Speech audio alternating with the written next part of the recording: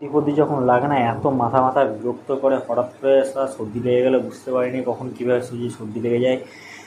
এত বিরক্তি লাগে সর্দি লাগার পর, মাথা ব্যথা কাজ করে না, নাকটা জাম লাগে, নাক দিয়ে জল পড়ে, একদম মাথায় যন্ত্রণা, নাক ছাটকানি, টানা টানি করতে করতে যে কোনো কাজে বিরক্তি প্রকাশ, ঘুম ঠিকঠাক হয় না। এত প্রতিকূল সর্দি লাগা মানে মানে অমায়িক একটা বিরক্তিকর, একটা যন্ত্রণাদায়ক একটা জিনিস সর্দি।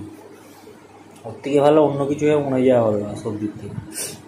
সর্দিটা এত খারাপ না, নাক ফাঁক জ্বলা, একদম শরীর চোখ মুখ জ্বলা, মাথায় যন্ত্রণা, সব দিক থেকে একদম পেছন মারতে শুরু হলো। সর্দিটা এমনই একটা বড় রোগ বলতে গেলে।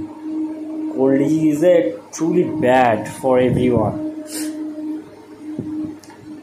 কী বলবো, তাও অনেকদিন সর্দি ফর্দি লাগেনি, ঠিকই আছে, সর্দি লাগা ভালো।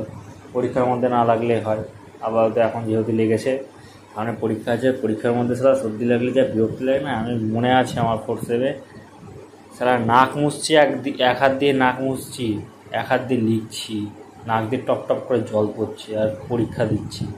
এই হচ্ছে সিচুয়েশান।